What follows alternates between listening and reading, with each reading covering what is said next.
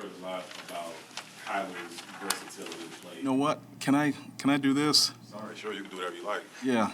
Do you mind telling me your name so that as we get going, I can call you by name and get to know you more than just the media, if I could? Apologize for interrupting, but can you just? And I should know your name, but I'm working on those. Take your time. My name is Herb Howard. I'm with the Bigs Media. Okay.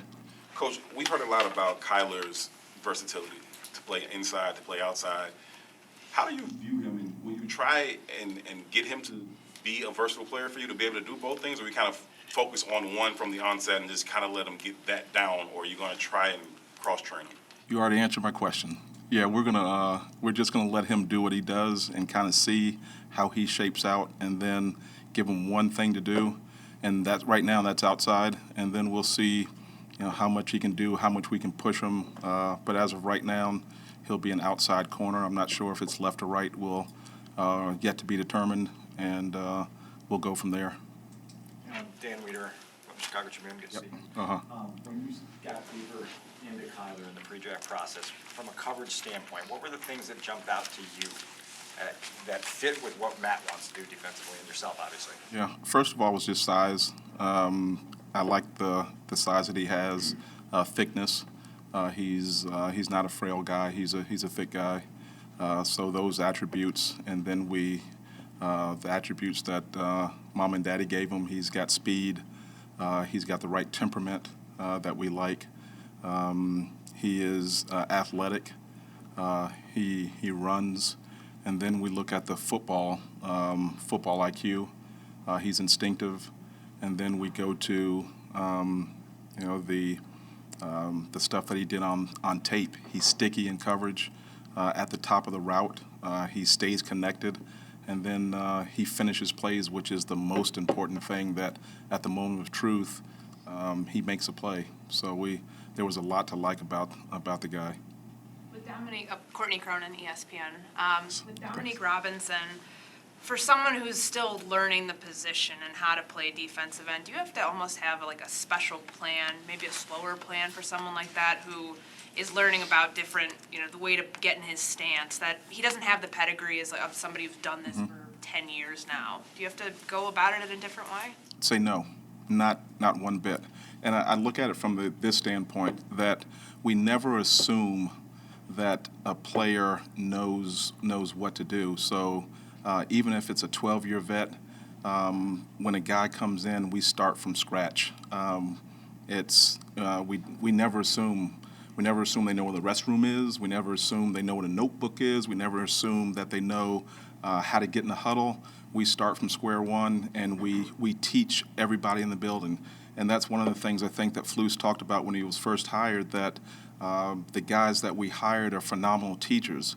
And so we start at ground level, and we build. And then next year, when we're sitting in here at this time, we'll start back at the ground level, and we'll build.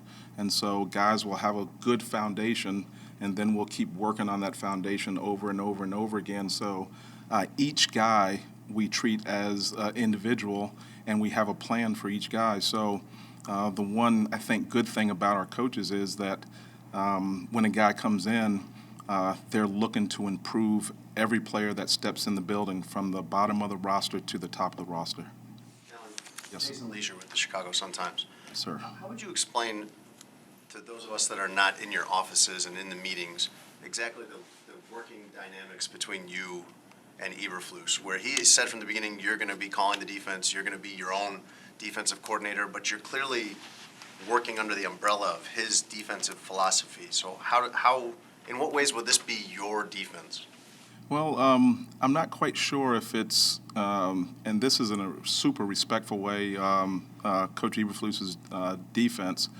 Really, I think we all have people that we've picked up things from that we would say that he's picked up a few things from Rod Marinelli, who used to be here, and a few things from Lovie Smith, and a few things from Tony Dungy. And so all those principles are those principles that have been around for a very long time. And I think what Matt's done, he's refined it. He's put some nice acronyms to it, which helps us all get to know what to do, and it sounds sexy. but the fundamentals of what we do have been around for a very long time. So he's been outstanding. What that means is he's kind of stayed away so I can put my stamp on it, so I can put my personality to it, I commend him for that. To every meeting or every practice, he's not looking over my shoulder, so I got to go, am I doing things right? He's kind of stayed away and said, Alan, you take it, you run with it, you build it, you do it, put your stamp on it. And so, and then he's kind of stayed back, similar to what Coach Dungy did when he was in Indianapolis. He stayed back, and when you asked, hey, I need some help here, he stepped in and he lends his expertise, and or he steps in and says, hey, have you thought about this? So he's been A+ in every way about that. How much do you appreciate that part of the opportunity, career-wise, right now? Where usually it's like you want to be the offensive coordinator under the defensive-minded coach, or the other way around. It sounds like it's a true defensive coordinator opportunity for you, career-wise, because of the autonomy that you have. It has been, and I've worked for defensive guys my entire life, from Coach Dungy to Leslie Frazier to even Jim Caldwell was inside. He's a defensive guy, and then Frank Reich was the first time it was really a truly offensive guy that I've worked with, but a great deal. He's been, again, A+. I don't know if many people could do that, have a defensive background, let someone go and put their stamp on it, and so far he's done that. And yeah, I can't say how much I appreciate that. Feels genuine to you? It doesn't feel like he's like biting his tongue or kind of holding back? Well, you know what? The one thing, if you don't know now, he is an extremely disciplined guy. When he says he's going to do something, he can will himself to do whatever that is. So, whatever it is, the results are he's allowing me to do it. So I do think it's genuine. Yes, I do. Alan, Kevin Fishbane from The Athletic. You watched Jaquan on tape. You saw what he did at Penn State. But when he came here and you got to know him a little bit, what about his makeup told you that he'd be a good fit for what you guys are trying to do here? Yeah. Can I throw an acronym out there, Coach? He would say M&M. He would say motor and mean. So he would say that he was motor and mean. And then he would say, hey, he has quickness, he has instincts, he has strike. So those are things that we saw on tape. And we, through the process, and the process is you look at tape, you read the write-ups, the combine, and then you have the guys in, and you see what other people say about them, our scouts. And then you get all that information, and the great thing about Ryan Poles is everyone gets to give their take on a player. And the neat thing is you don't have to agree. And so but when you do agree, and everyone goes, yes, I like, yes, yes, yes, yes, and and that's rare when you get all those yeses. And when you get those yeses, you go, yeah. You go, yes. And so that's about him. That's what we came up with a group. So, some of the same things about our corner, those same things. We like the body type. We like the FBI. We like the things that he did on tape. So it was a huge yes from everyone. Hey, Alan. Yes, sir. NBC Sports Chicago. Sticking with Jaquan, one of the things we've heard most about him over the past week is his leadership ability. Has there been a moment, either on the field or off the field, to you that's exemplified that in your short time working with him? Not yet. No, not yet. I think the guys are finding their way around, and they're wowed about being, they're with the Chicago Bears. Just think about that. They're Chicago Bears. Every time I say that, sometimes I get emotional. Chicago Bears.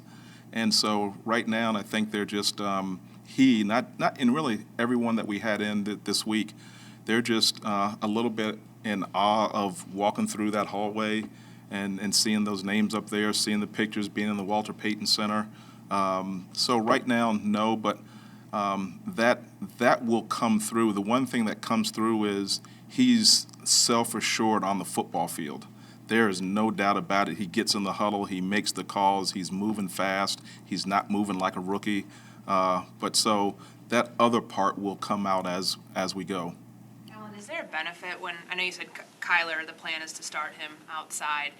Is there a benefit in not having to have a rookie corner have to pick up the nickel right away, just given how challenging that position is? And it's, I don't know, it's not easy, obviously, playing corner in the NFL, but having someone play outside versus all the responsibilities that come with playing the nickel? Yeah, the nickel is probably the hardest position on the football field. It used to be that the nickel was the 12th guy or the 13th guy that you'd have. Now in today's football game, when you have so much sub or 11 personnel, that guy's a starter, and that guy's a critical piece of the defense, and that guy has to do a lot of things. He's got to fit like a linebacker and a safety. He's got to cover like a corner.